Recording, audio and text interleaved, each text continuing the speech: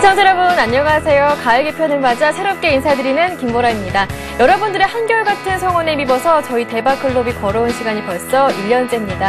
그래서 좀 더 유익하고 실질적인 정보를 드리고자 저희 분위기를 조금 바꿔봤습니다. 시간도 6시 30분으로 옮겨봤는데요. 지금보다 더 큰 사랑과 관심을 기대하고 있겠습니다. 저희도 항상 어제보다 더 나은 오늘을 위해 노력하는 모습 보여드리겠습니다. 네, 주식 고수를 똑소리 나는 투자 비법이 살아있는 대박클럽. 오늘은 VSS의 정은성 팀장님과 함께하겠습니다. 안녕하세요. 안녕하세요.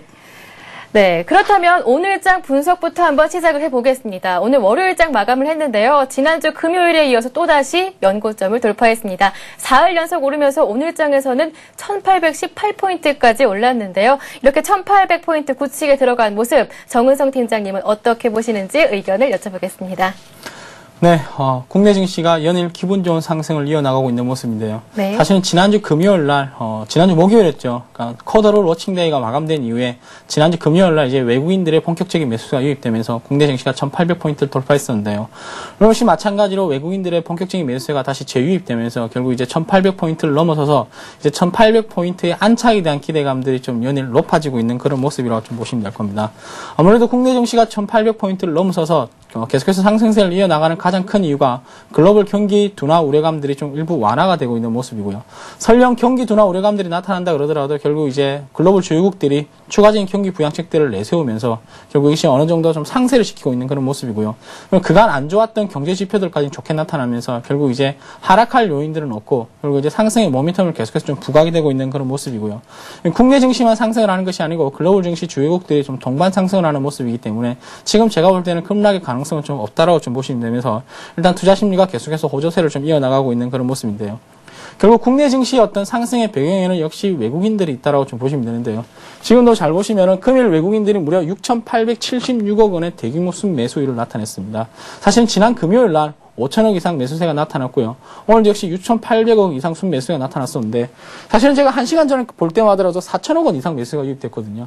근데 불과 이제 1시간 만에 다시 2천억 원 매수가 더 유입됐었는데 사실은 외국인들의 매수세가 유입되면 유입될수록 매도세가 나타나는 부분이 바로 투신권이라고 보시면 될 겁니다. 투신권 같은 경우에는 오늘도 무려 4천억 가량의 순매도세가 나타났었는데 아무래도 지수가 상승이 되다 보니까 결국 이제 개인 투자자들의 펀드 환매 물량이 좀 일어나고 있는 그런 모습인데요.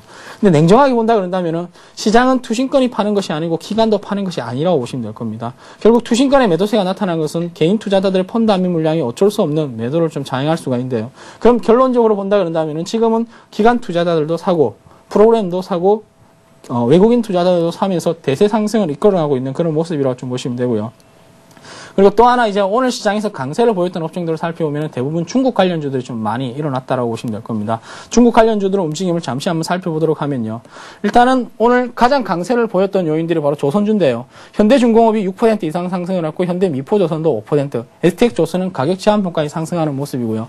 그리고 또 하나 이제 여기에 철강주들을 살펴본다 그런다면 철강주들도 대부분 지금 3% 이상 급등이 나타나고 있는 모습이고요. 해운주 역시 마찬가지로 4% 이상 상승이 나타나고 있습니다. 아무래도 지난 주말에 중국의 경제 지표들이 발표가 됐었는데 이 경제 지표들을 호전적으로 나타나면서 결국 전통적인 중국 관련주의 강세가 좀 나타나고 있는 모습이고요. 또 하나 강세를 보는 업종이 바로 증권업종입니다. 아무래도 지수 추가 상승에 대한 기대감들이 연일 좀 강화되면서 증권업종도 매수세가 좀 몰리면서 상승세를 좀 나타나고 있는 모습인데요. 전반적으로 본다 그런다면은 지금의 상승 분위기를 굳이 훼손할 필요는 없이 그냥 그대로 상승의 분위기를 즐겨 나갈 수 있는 그런 장이 좀 계속해서 이어진다라고 보면 될 것 같습니다. 네, 그래요. 상승장으로 시작한 이번 단주 어떤 흐름이 이어질지 정말 기대가 되는데요. 그렇다면 어떻게 이번 주장을 전망하고 계시고 그리고 어떠한 전략이 유효한지 정은성 팀장님의 의견을 여쭤보겠습니다. 일단은 글로벌 증시가 동반 강세를 보이고 있기 때문에 국내 증시가 약세로 전환될 가능성은 없다라고 보시면 될 겁니다. 네. 다만 중요한 것은 증시라는 것이 한 번 상승한다 그런다면은 20일 또는 한 달간 또는 1년간 계속해서 상승하는 것이 아니거든요. 단기 급등이 나온다 그런다면 이 단기 급등에 대한 가격적인 부담감이 나타나면서 결국 기술적인 조정이 들어올 수밖에 없는 자리인데요. 지난 금요일 날 급등을 했고 오늘 역시 급등을 했기 때문에 아무래도 제가 볼 때는 이제 단기적인 우리가 조정을 좀 염두에 둬야 되지 않을까라고 보고 있습니다. 그래서 말 그대로 단기적인 조정입니다. 그래서 이것을 이용한 추가 매수 전략도 좀 여전히 유효하다는 말씀을 드리고 싶은데요. 일단은 지금 현재 지수가 1818포인트 포인트에 좀 위치하면서 아무래도 1800포인트를 단기적으로 강하게 뛰어넘었습니다. 그래서 이 이후에 우리가 조정을 조금 기대할 수 있는데, 물론 조정이 들어온다 그래도 제가 볼 때는 1800포인트를 이탈하지 않을 것이라고 좀 보고 있거든요.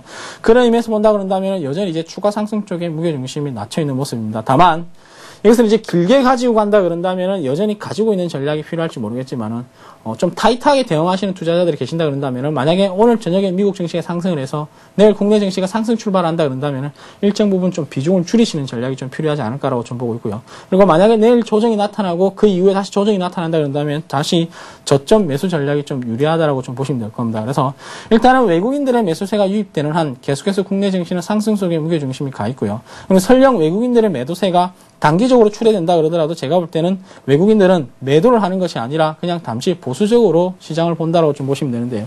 지금 역시 마찬가지로 지난주 목요일에는 외국인들이 3천억가량 순매수가 나타났지만은 이후에 다시 5천억, 오늘 같은 경우는 6,800억가량 순매수세가 유입되고 있습니다. 그래서 외국인들의 시각이 변화되지 않는 이상 국내 증시는 여전히 상승 쪽에 무게중심이 가 있고요. 그리고 여전히 조정이 나타난다 그런다면은 저점 매수 전략이 유효하다라고 좀 보시면 되는데, 아무래도 저점 매수 전략이 나타나면서 이제 결국 어떤 종목을 매수하냐가 관건이라고 좀 보시면 되는데요. 제가 볼 때는 여전히 IT 관련주들이 좀 유리하지 않을까라고 좀 보고 있는 게요. 아무래도 최근에 상승장에서 IT 관련주들이 좀 소외가 되다 보니까 주도주라고 불리우는 개념이 조금 바뀌고 있는 그런 시장에서 모습들이 나타나고 있거든요. 아무래도 자동차 관련주는 계속해서 상승세를 나타나고 있는 반면에 IT 관련주들이 주춤하는 사이에 화학주들의 강세가 나타나면서 시장의 주도주가 IT에서 화학주로 넘어간 것이 아닌가 라는 말들이 나타나고 있지만은, 제가 볼 때는 여전히 시장의 주도주는 IT가 될 가능성이 높습니다. 그래서 일단은 이제 3분기 실적에 대한 기대감들이 좀 나타나고 있는데요. IT 업종 같은 경우는 여전히 3분기 최대 실적이 좀 예상이 되고 있습니다. 그러나 만약에 그런 일은 없겠지만은 IT 업종이 만약에 3분기 최대 실적이 사상 최대 실적이 안 나온다 그러더라도 사실은 지금 현 상황에서는 주가가 하락할 것이 없거든요. 왜냐? 실적 둔화 우려감으로 인해서 이미 맞을 매를 먼저 맞았기 때문에 지금 이제 제가 볼 때는 IT 업종들은 더 이상 잃을 것이 없다라고 좀 판단하고 있습니다. 그래서 여전히 사상 최대 실적이 예상되고 있는 IT 업종의 저점 매수 전략이 유효하고요. 그리고 중소형주 중에서는 아무래도 종목별 차별화 전략이 좀 필요한데, 여전히 IT 부품주라든가 자동차 부품주에 관심이 유효한 시장이라고 말씀드립니다. 네, 추가 상승이 기대된다라고 말씀을 남겨주셨고요. 그리고 최근 상승장 속에서 조금 소외됐었던 IT 업종들의 매수 관심을 쏟아보는 게 어떻겠느냐라는 말씀까지 남겨주셨습니다. 참고하시고요. 이어서 개편을 맞아 오늘 처음 선보이는 코너입니다. 아무리 해도 내 손만은 비껴가는 것 같은 주식 투자, 그 원인과 비법이 무엇인지 주식 고수들이 확실하게 전수해드리는 그런 시간인데요. 고수들의 투자 비법 시간입니다. 오늘은 매주 월요일 정은성의 가치주 발굴 비법 시간 인데요. 지금부터 함께 하시죠.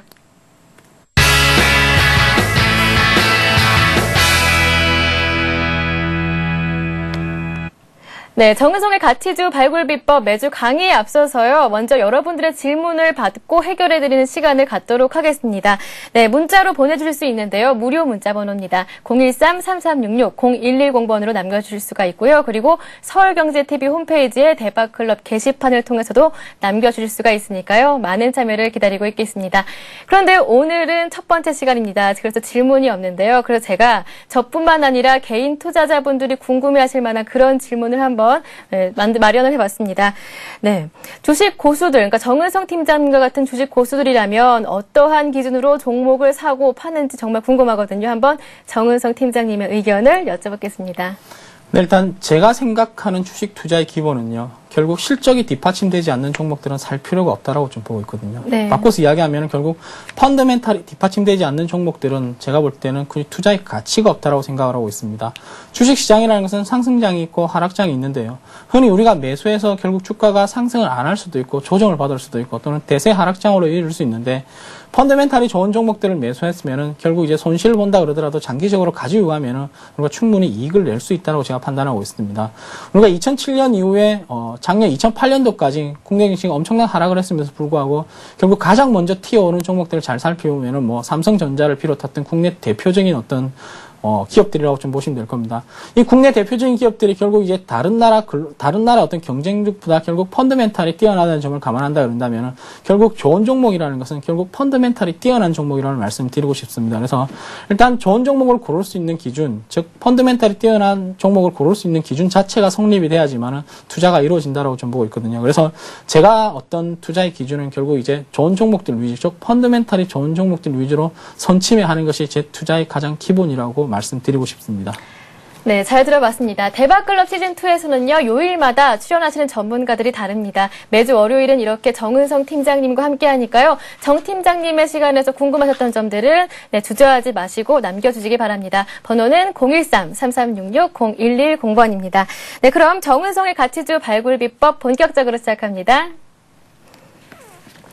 실전에서 이기는 투자, 위기에 강한 그러나 찬스에 더 강한 실전 투자의 진정한 승부사 정은성 팀장님의 강의가 이어집니다. 네, 오늘 시간이 제 첫 시간인데요. 이게 뭐 정은성의 가치주 발굴 비법이라고 상당히 좀 거창하게 나왔는데요. 사실 이게 거창한 것이 아니고 누구나 다 알 수 있는 건데 사실 우리가 좀 쉽게 좀 간과를 하는 그런 부분이라고 좀 보시면 될 겁니다. 우리가 주식 투자를 함에 있어서 가장 중요한 것은 제가 이제 흔히 이야기하는 펀더멘탈이라고 말씀을 드렸는데요. 바꿔서 이야기하면은 다른 예시를 한번 들어보면은 사실은 우리가 지금 현재 가장 뭐 곽강을 받고 있는 스포츠 스타를 한번 비교해 보면은 결국 수영의 박태환 선수라든가 김연아 선수, 그리고 축구의 박지성 선수가 가장 대표적인 예라고 보시면 되는데, 이 세 선수의 공통점이라는 게 있습니다. 이 세 선수의 공통점이 결국 화려한 기술을 가지고 있음에도 불구하고, 결국 이것이 기본이 되는 것이 바로 탄탄한 어떤 기본기라고 좀 보시면 되거든요. 그래서 우리가 흔히 이야기하는 화려한 기술은 탄탄한 기본기가 없으면 절대 나타나지 않는다라고 좀 보시면 될 겁니다. 그런 의미에서 본다 그런다면 우리가 주식시장에서 역시 마찬가지로 기술적 분석이 있고 기본적 분석이라는 것이 있는데, 어떻게 본다 그런다면 둘 다 중요하게, 또는 뭐 기술적 분석을 중요시하는 투자자가 있고 기본적 분석을 중요시하는 투자자들의 이야기를 들어보면은 결국 기술적 분석이 중요하다 또는 기본적 분석이 중요하다라고 어떻게 뭐 서로 이제 좀 뭐 갑론을박을 하는 경우가 많은데, 제가 볼 때는 둘 다 좀 타당하다라고 좀 보고 있거든요. 근데 한 가지 다시 한번 말씀드리면은 결국 이제 차트의 화려한 기술 또는 보조 지표를 위한 좀 그런 어떤 화려한 기술을 나타내기 이전에 결국 이 종목을 살까 말까를 결정하는 것이 바로 기본적 분석이라는 말씀을 드리기 때문에, 이 기본적 분석에 대해서 제가 좀 여러분들에게 좀 자세하게 좀 말씀을 해드리고 싶은데요. 제가 조금 전에 방금 말씀을 드렸듯이 우리가 흔히 이야기하는 주식의 어떤 매수 기준이 바로 기술적 분석과 기본적이 있다라고 말씀을 드렸습니다. 근데 이 두 가지 중에서 과연 무엇이 중요할까? 에 대해서 우리가 좀 한번 생각해 봐야 되는데, 제가 둘 다 중요하다고 말씀드렸는데요. 결국 주식을 살까 말까를 결정하는 것이 바로 기본적 분석이라고 보시면 될 겁니다. 그래서 일단은 살까 아니면은 뭐 매수하지 말까라는 것에 대해서 기본적인 것이 바로 이제 기본적 분석인데요. 그럼 기술적 분석은 무엇이냐 하면은, 여기서 내가 이 종목을 매수하겠다라는 결론을 내렸을 때 이건 언제 살까라는 결론입니다. 다른 예시를 들어서 말씀해 드리면요. A라는 과일 가게가 있고 B라는 과일 가게가 있습니다. 여러분들은 과일을 살 때 A라는 과일 가게와 B라는 과일 가게의 가격의 품질이라든가 아니면 가격을 보고 과일을 사거든요. 예를 들어서 A상의 과일이 품질도 더 좋고 가격도 더 좋다라는 결론이 나타나면은 아무도 B라는 과일 가게에서 과일을 사지를 않겠죠. 당연히 품질도 좋고 또는 가격적인 메리트도 뛰어난 A라는 상해에 가서 과일을 사게 되는데, 이것이 바로 기본적 분석이라는 겁니다. 살까 말까, 즉 어디에 가서 살까, 어떤 종목을 살까라는 것이 바로 이제 기본적 분석인데, 그럼 이 기술적 분석이라는 것은 제가 말씀드렸던 언제 살까 이겁니다. 언제 사냐? A라는 과일 가게에는 아침에 과일이 들어온다 또는 저녁에 과일이 들어온다. 그렇게 된다 그런다면은, 만약에 아침에 과일이 들어오면은 오전에 사는 것이 싱싱한 과일을 살 수가 있겠고요. 저녁에 과일이 들어온다 그런다면은 저녁 시간에 과일을 사는 것이 싱싱한 과일을 살 수가 있겠죠. 이것이 바로 기술적 분석이라는 것이라고 말씀드리는데요. 결국 A라는 가게에서 과일을 살까 말까를 결정하는 것이 기본적 분석이고요. 그러면은 이 과일을 언제 살까? 라고 나타내는 게 기술적 분석입니다. 그래서 우리가 흔히 이야기를 해서 만약에 내가 삼성전자를 매수하겠다라고 마음을 먹었습니다. 제가 생각할 때는 펀드멘탈도 아주 뛰어나고 재무구조도 아주 뛰어난 그런 삼성전자를 매수를 하겠다라고 생각을 했었는데, 근데 차트를 보니까 아직까지 하락 추세를 벗어나지 못했고 또는 지지선이 완전히 무너진 상태이기 때문에 지금 매수하는 것보다는 오히려 하락 추세가 전환된 이후에 또는 다시 추가적으로 하락했을 때 이제 지지선이 나타났을 때 그때 매수한다라는 결론이 결국 이제 기술적 분석이 되는 것이죠. 그래서 우리가 흔히 이야기해서 주가에서 많은 수익을 남기려고 그런다면은 좋은 종목을 알맞은 시점에 사야 되는 것이 바로 기술적 분석과 기본적 분석이라고 보시면 될 겁니다. 그래서 기술적 분석과 기본적 분석은 어느 누가 기술적 분석이 더 중요하다 또는 기본적 분석이 더 중요하다라는 그런 것보다는 결국 이제 두 개가 같이 사용됐을 때 가장 어떤 확실한 시너지 효과를 나타낼 수 있다고 말씀드리고 싶은데요. 그럼 제가 이제 여러분들에게 해줄 것은 기술적 분석보다는 결국 이제 기본적 분석에 초점을 좀 맞추고 있는데요. 이 기본적 분석의 가장 중요한 것은 우리가 흔히 이야기하는, 즉 기본적 분석을 하기 위해서는 가장 문제가 되는 것이 우리가 재무제표라는 것을 알아야 되는데, 이 재무제표라는 것이 뭐냐 하면은 결국 이제 이 재무제표가 나오면은 재무제표는 무엇의 일종이냐 하면은 회계의 한 부분이라고 보시면 될 겁니다. 여러분들 회계하면 생각나는 것이 이따만한 장부에 계산기를 갖다 놓고 매일 계산기를 두드리면서 이제 계산을 하는 것이, 그러니까 단순 복잡하지만은 상당히 하기 싫고 귀찮고 복잡하고 머리 아픈 것이 좀 회계라고 좀 보시면 되는데요. 일단은 회계를 알아야지만은 결국 이제 우리가 재무제표를 알 수 있다라고 좀 보시면 되는데요. 그러면은 재무제표가 왜 필요한가? 그러니까 재무제표라는 것은 일종의 어떤 정보 전달을 하는 것이 목적이라고 좀 보시면 될 겁니다. 그러니까 이 재무제표를 알아야지만은 결국 우리가 펀드멘탈을 분석을 할 수 있다라고 좀 보시면 되는데요. 일단은 그럼 재무제표 위에 회계라고 말씀드렸기 때문에 회계를 먼저 말씀해 드리면요. 회계는 일단 회계는 회사와 관련된 정보를 전달하는 비즈니스 언어이다라는 말씀을 드리고 싶은데요. 결국 우리가 사람이 말을 주고받았을 때 어떤 언어를 쓰냐라고 좀 보시면 되는데, 결국 이 회계는 회사와 관련된 정보를 전달하는 언어, 무슨 언어? 비즈니스 언어라고 좀 보시면 되는데, 이 회계의 목적을 한번 살펴보면은 회계의 목적은 회계 정보 이용자가 기업 실체와 관련하여 합리적인 의사결정을 할 수 있도록 재무상의 자료를 일반적으로 인정된 회계 원칙에 따라 처리하고 이에 따라서 유용하고 적정한 정보를 제공하는 것으로 규정하고 있다라고 되어 있는데요. 이것이 바로 회계의 목적이라고 좀 보시면 될 겁니다. 그러면은 여기서 이제 많은 말들이 좀 풀이가 된다라고 좀 보시면 되는데요. 제가 방금 회계의 목적은 회계 정보 이용자라고 말씀드렸습니다. 여기서 이용자는, 즉 회계 정보 이용자는 크게 이제 두 가지로 나눠지는데요. 하나는 내부 이용자가 되고 또 하나는 외부 이용자가 됩니다. 이 내부 이용자는 어떻게 분리되냐 하면 결국 경영자가 되겠죠. 그 다음에 내부 이용자는 결국 이제 흔히 이야기하는 투자자, 여러분들과 저같이 회사에 투자를 하는 투자자와 그리고 채권자, 돈을 빌려주는, 이 회사에 돈을 빌려주는 채권자가 되어 있고요. 또 하나는 국가기관, 당연히 세금을 먹여야겠죠. 그런 의미에서 본다 그런다면은 지금은 일단은 이용자, 그러니까 회계 정보 이용자는 크게 내부 이용자가 외부 이용자가 나눠진다라고 보시면 되고요. 내부 정보 이용자는 경영자고 외부 정보 이용자는 투자자와 채권자 그리고 국가기관, 즉 국세청이라는 국가기관이 된다라고 좀 보시면 될 겁니다. 그래서 이런 정보 이용자들에게 유용한 정보, 어떤 정보? 바로 유용한 정보입니다. 회계의 어떤 재무제표가 쓸데없는 정보를 제공한다 그런다면 사실은 더 이상 정보로서 의미가 없다는 것이죠. 그러니까 유용한 정보를 제공하는 것이 바로 목적이라고 좀 보시면 되고요.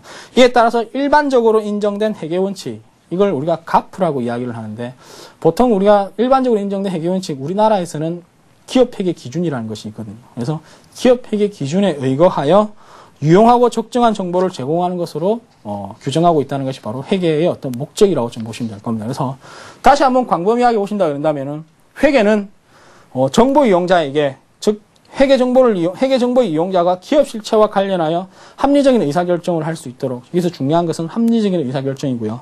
그리고 재무상의 자료를 일반적으로 인정된 회계 원칙, 즉 기업 회계 기준에 의거해서 처리하고 유용하고 적정한 정보를 제공하는 것으로 규정한다라고 말씀드렸고요. 그리고 정보 이용자는 크게 두 가지로 나눠집니다. 내부 정보 이용자는 경영자.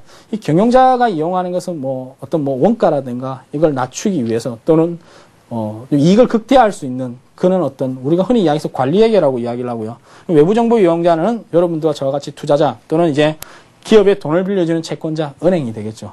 은행이라든가 아니면 금융기관 그리고 국세청, 기업이 운영하는 만큼의 세금을 걸어들이는 것이 이제 목적이라고 좀 보시면 되는데요. 일단은 그러면 우리가 여기서 또 하나 이제 확실하게 나타내야 될 것이 뭐냐 하면은 결국 우리가 회계를 크게 세 가지 분류로 좀 분류를 할 수 있다라고 좀 보시면 되는데, 일단 회계를 분류를 해보면 회계는 크게 관리회계와 재무회계, 세무회계로 나눠지는데요. 이 관리회계가 제가 경영자, 즉 내부정보 이용자라고 말씀드렸죠. 경영자가 이용하는 회계가 바로 관리회계라는 것이 됩니다. 이게 우리가 흔히 원가회계라고도 이야기를 하는데요. 결국 기업의 어떤 투입된 비용에 대해서 얼마만큼 효율적인 제품을 만들어내고 여기서 얼마만큼 효율적인 이익을 창출해내는 것이 목적인 것이 바로 관리회계, 즉 경영자가 이용하는 것이 관리회계 되고요. 두 번째는 재무회계가 되는데, 이 재무회계가 이제 바로 여러분들과 저와 같이 이제 본격적으로 알아봐야 될 부분이 바로 재무회계라고 보시면 될 겁니다. 그래서 투자자라든가 채권자에게 필요한 정보를 제공하는 것이 재무회계가 되고요. 또 하나 이제 세무회계라는 것이 있는데, 세무회 같은 경우에는 국세청, 즉 세금을 걷어들일 목적으로 하는 것이 바로 이제 세무회계라고 좀 보시면 될 겁니다. 그래서 이 세 가지 중에서 사실은 어떤 것이 중요하다라고 말씀드리긴 곤란하지만은 지금 여러분들하고 저하고가 가장 필요한 것은 바로 이 부분이겠죠. 재무회계. 왜냐? 우리는 바로 이 투자자의 범주에 속하기 때문에 이 투자자가 가장 많이 알아야 될 것이 바로 재무회계라고 좀 보시면 될 겁니다. 그래서 이 재무회계 안에 이 재무제표, 그러니까 재무회계의 마지막 산물, 재무회계의 마지막 목적, 재무회계의 마지막 산물이라는 것을 우리가 재무제표라고 이야기를 하거든요. 가장 중요한 것이죠. 여기서 재무회계를 작성하는 목적이 뭐냐? 이 재무회계의 목적입니다. 마지막 최종 산물이 바로 재무제표가 되거든요. 그래서 재무회계는 결국 재무제표를 만들어내는 것이 목적이라고 좀 보시면 되는데요. 이 재무제표라는 것이 무엇이냐면요. 이 재무제표는 회사의 경영성과라든가 재무상태를 나타내는 보고서라고 보시면 되는데요. 말 그대로 회사의 경영성과, 돈 얼마나 잘 벌었냐 이거예요. 회사의 재무상태, 건강상태가 얼마나 좋냐 이 말이라고 좀 보시면 되는데요.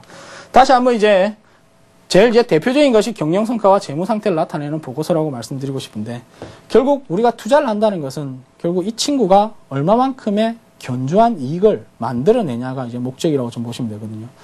우리가 흔히 이제 재무제표의 어떤 발달 시발점이라고 한다 그런다면은 미국에서 은행에서 기업에 돈을 빌려주기 위해서 대차대표를 본 것이 이제 재무제표의 시발점이라고 좀 보시면 되거든요.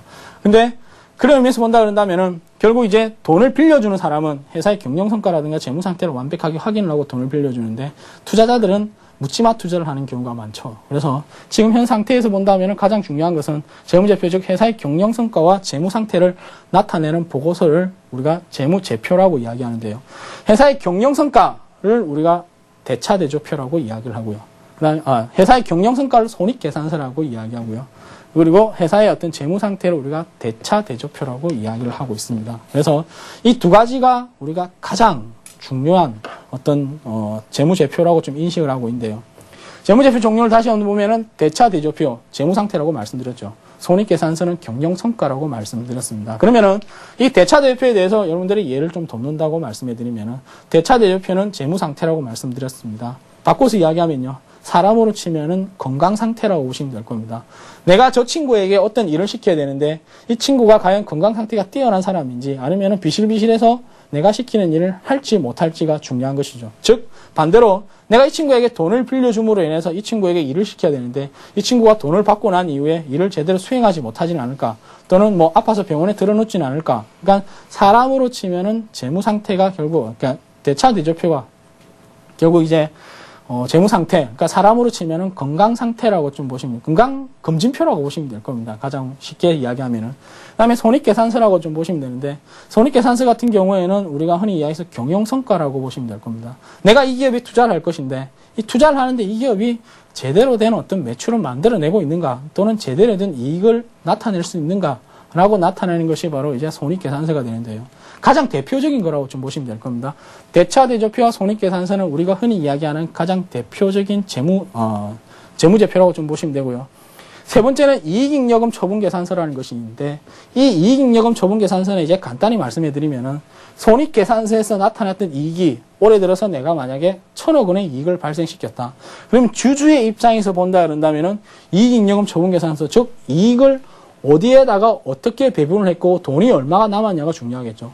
돈이라는 것은 쓰는 게 쓸 한정이 없겠죠. 뭐 예를 들어서 성과급을 지급한다든가 아니면은 또 다른 건물을 사서 또는 뭐 사업을 확장한다든가 공장의 부지를 산다든가 기계를 산다든가 이렇게 하다 보면은 결국 이제 돈이 어디서, 그러니까 이익을 어떻게 처분했냐. 그래서 쓰고 난 돈을 다음 해에 얼마를 이월시켰냐. 그러니까 주주의 입장에서는 상당히 중요한 것이죠.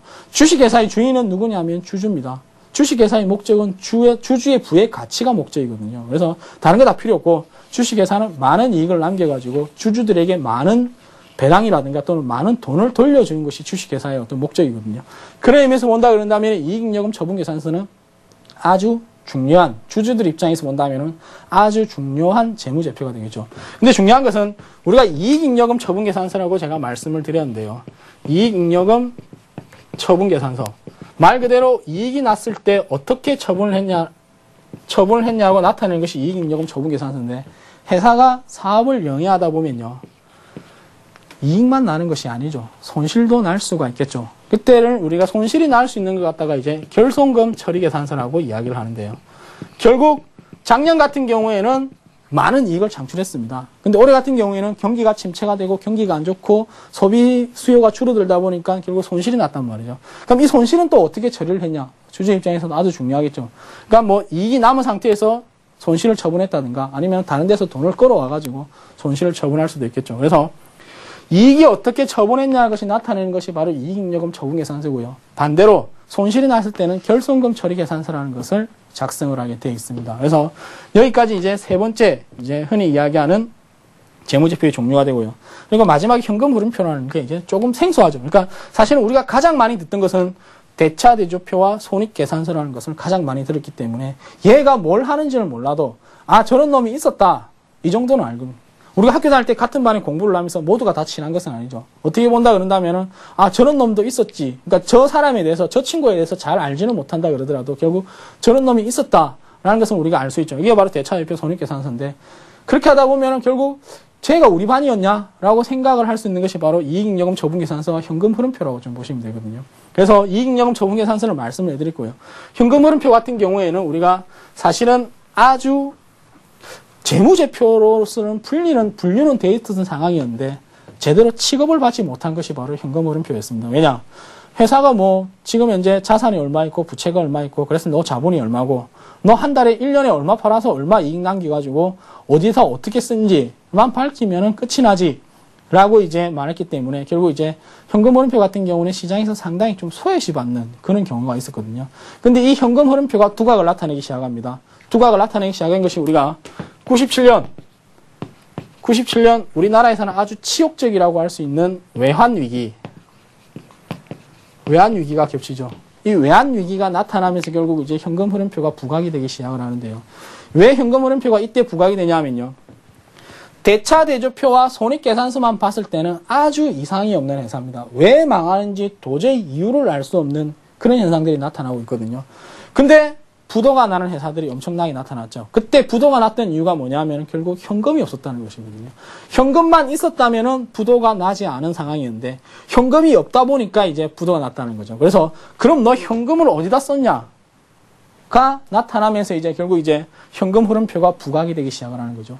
그 이후에 현금 흐름표가 그간의 서러움을 딱 떨쳐버리면서 이제 가장 중요한 재무제표로 등극을 하게 됩니다. 그래서 이 대차대조표 같은 경우에는 얼마나 많은 양호한 어떤 재무 상태를 유지하고 있냐고 보시면 되고요. 손익계산서 같은 경우에는 얼마나 실적이 잘 내고 매출이 잘 일어나냐는 것 반면에 현금흐름표 같은 경우에는 대차대조표와 손익계산서가 아무리 완벽하더라도 현금이 없으면 아무것도 필요 없으니까 니네 다 떨어져. 결국 이제 내가 재무제표의 어떤 중심으로 등극을 하게 되는 것이 바로 현금흐름표라고 좀 보시면 되거든요.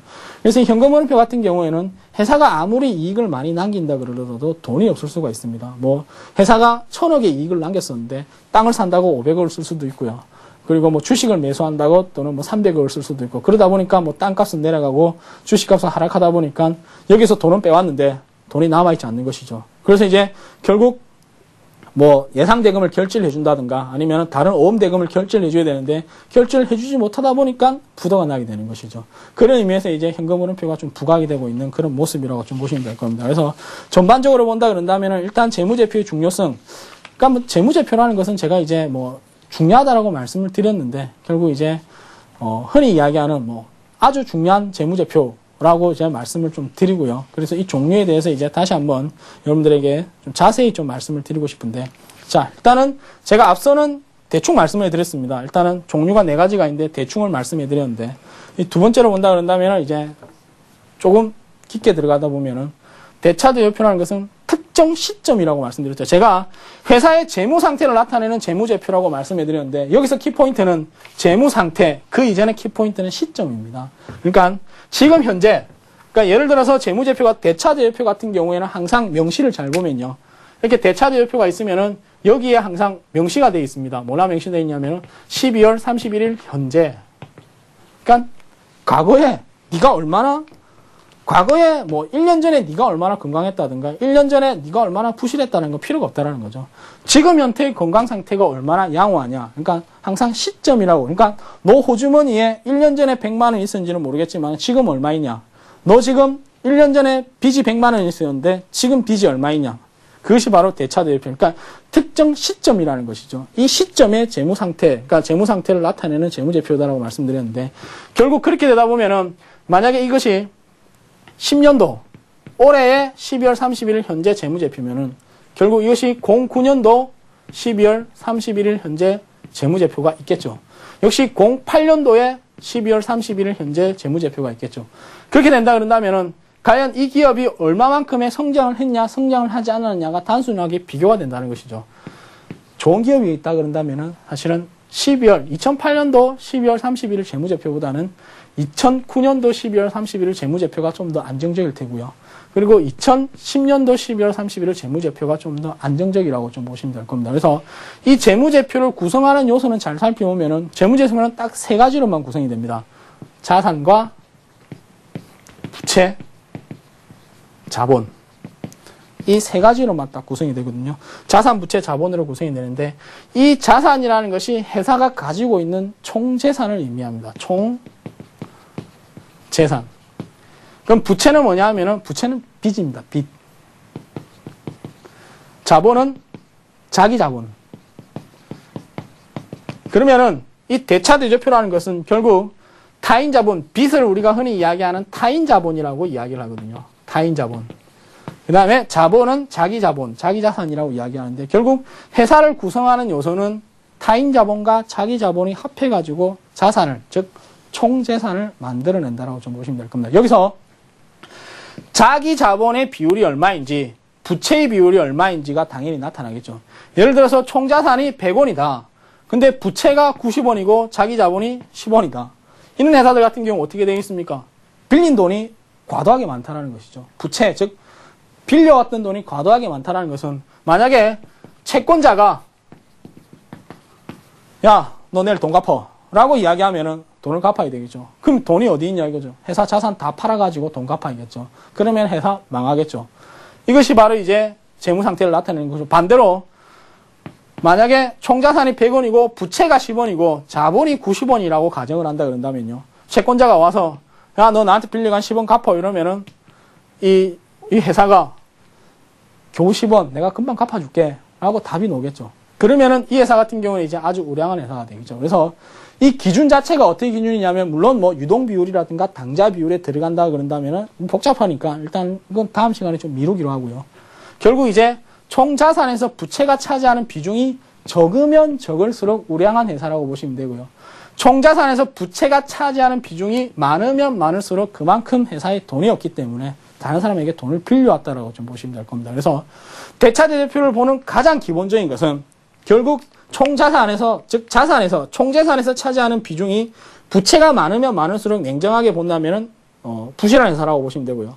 부채의 비중이 작으면 작을수록 그만큼 튼실한 회사, 즉 자기가 가지고 있는 자본만으로도 충분히 회사를 운영할 수 있다는 것이 바로 이제 대차대조표를 보시면 될 겁니다. 그래서 대차대조표는 특정 시점의 재무 상태, 즉 부채의 비율이 얼마나 과다한지 또는 자기 자산의 비중이 얼마나 높은지를 나타내는 것이 바로 대차대조표라고 보시면 되는데, 말씀드렸지만은 결국 이제 부채 비율이 높으면 높을수록 부실한 회사, 부채 비율이 낮으면 낮을수록 좋은 회사라는 말씀드리고 싶은데, 이런 건 다 HTS에 보면 다 나와 있거든요. HTS 보면 다 나와 있기 때문에 지금 뭐 HTS입니다. 다음에 제가 HTS를 보면서 여러분들에게 이해를 많이 도울 건데요. 요즘에 HTS가 많이 좋아가지고요. 회사의 뭐 부채 비율이 얼마인지, 현금 비율이 얼마인지 이런 거 다 나와 있거든요. 그래서 아주 간단하게 확인할 수 있는 것이 바로 대차대조표가 되고요. 두 번째는 손익계산서입니다. 앞서 대차대조표를 잘 보면 말이 조금 틀리죠. 특정 시점인데 손익계산서는 특정 기간이죠. 이게 좀 틀린 것이, 제가 앞서 대차대조표를 말씀해 드릴 때는 대차대조표는 12월 31일 현재라고 말씀해 드렸는데, 이 손익계산서 같은 경우에는 일정 기간이라는 것이죠. 어떻게 되냐? 결국 1월 1일부터 12월 31일까지 성적표를 가져와 봐라. 이것이 바로 손익계산서인데요. 이 특정 기간 동안에 회사의 경영성과, 경영성과라는 것이 나오는데, 경영성과, 결국 1년 동안 농사 지은 거, 1월 1일부터 12월 31일까지 1년 동안 농사 지었던 걸 네가 얼마나 잘 지었고 얼마만큼 효율적으로 농사를 지었는지 너 성적표를 제출해봐라는 것이 바로 손익계산서가 되거든요. 이 손익계산서는 제가 이제 간단하게 말씀드리면은 비용과 수익으로 나눠집니다. 간단해요. 비용은 차변에, 수익은 대변에다 적는데, 결국 비용보다 수익이 많으면 어떻게 됩니까? 이익이 발생하겠죠. 비용보다 수익이 많으면, 죄송합니다. 여기서 이익이 발생을 하겠죠. 예를 들어서 회사에 지출한 비용이 100원인데 수익이 120원이다. 그러면 이익이 얼마나 나겠습니까? 당연히 20원의 이익이 나오겠죠. 간단한 원리죠. 그러니까 회사가 수익을 내려, 즉 이익을 내려 그런다면은 결국 비용보다는 수익이 많아야 되고요. 반대로 부실한 회사를 잘 살펴보면은 비용은 100원인데 수익이 80원입니다.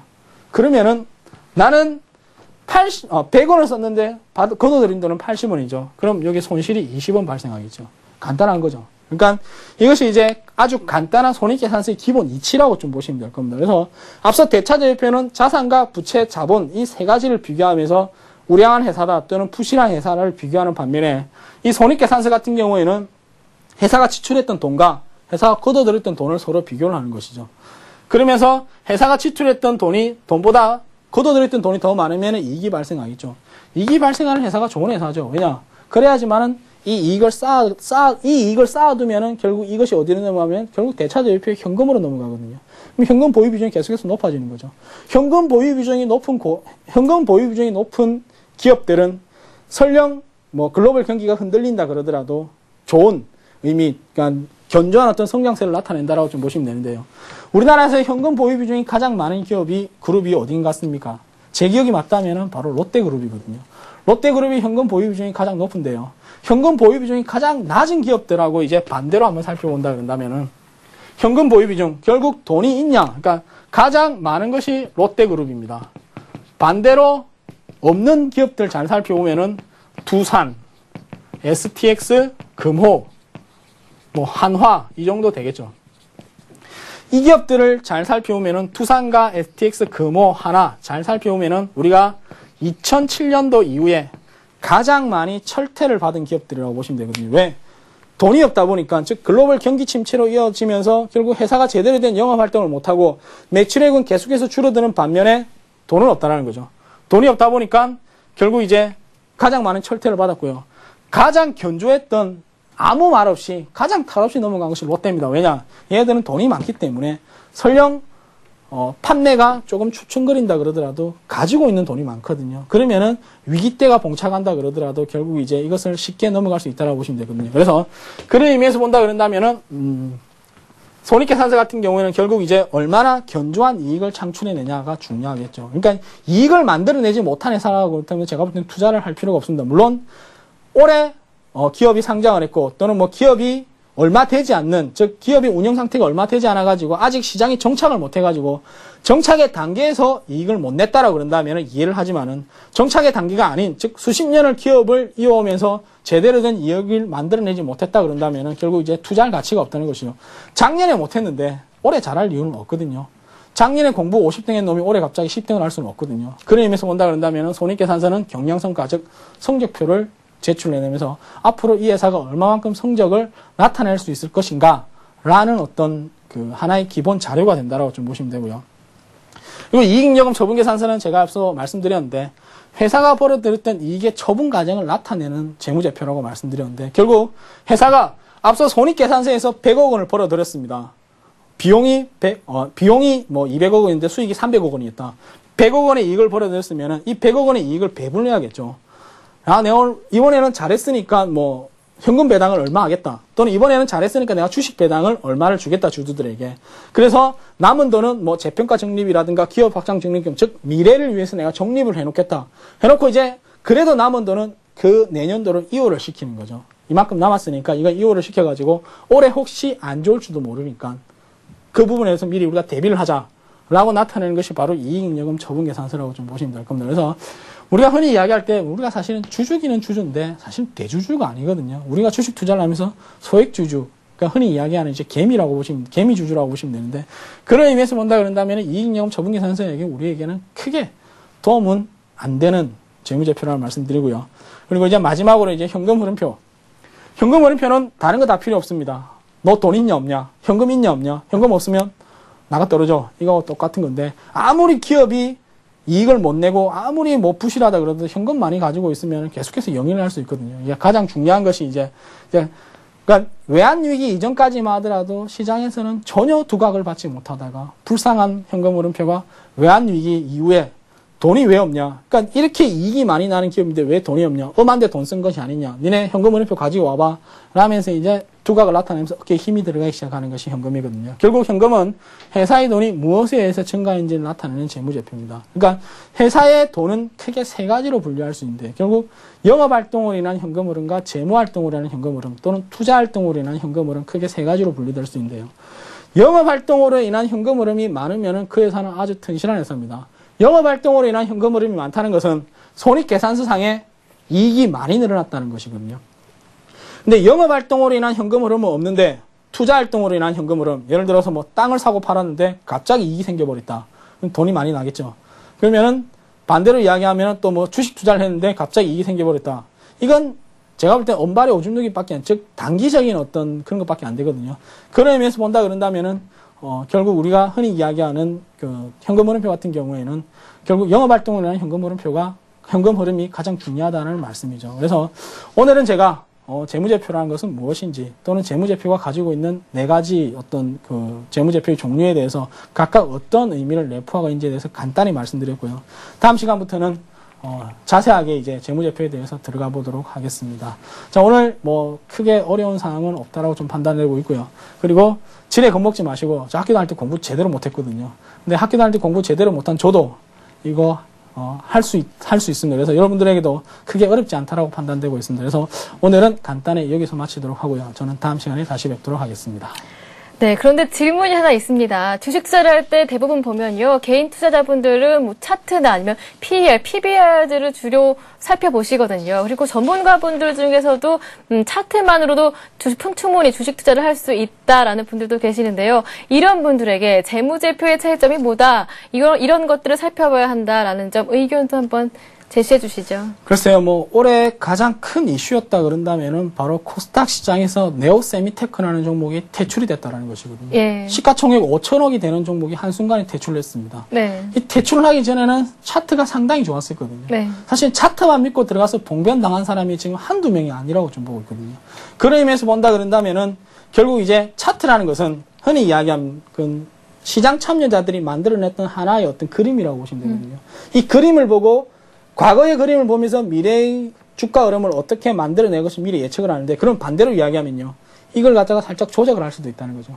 결국 힘이 있는, 즉 세력이라고 할 수 있는 이 세력들이 차트를 좋게 만들어놨고 나중에 뺑 칠 수도 있다라고 보시면 됩니다. 그래서 그런 걸 잘 살펴본다 그런다면 결국 우리가 전혀 퇴출을 당하지 않을 것이라고 믿었었던 네오세미테크가 퇴출이 되면서 결국 이제 개인 투자자들이 한숨이 좀 커져가고 있는 그런 모습이거든요. 그래서 만약에 네오세미테크라는 종목을 매수를 하기 이전에 대차대표라든가 현금흐름표 또는 손익계산서를 면밀히 살펴봤다 그런다면은 결국 이제 이런 어떤 뭐 일련의 어떤 사건들은 사전에 좀 막을 수 있지 않았냐라는 아쉬움이 든다라고 좀 보시면 될 겁니다. 그런 의미에서 본다 그런다면은 차트보다는 사실 제가 볼 때는 기본적 분석, 즉 재무제표가 더 중요하다라는 말씀을 좀 드리고 싶습니다. 네, 그런데요. 최근 증권거래소의 발표에 따르면요. 올해 상장 폐지된 코스닥 기업들의 상장 폐지 사유 중에 하나가 바로 분식회계라고 합니다. 네, 그렇다면 물론 일부 기업들의 이야기일 수도 있겠지만 이 재무제표가 100% 신뢰도가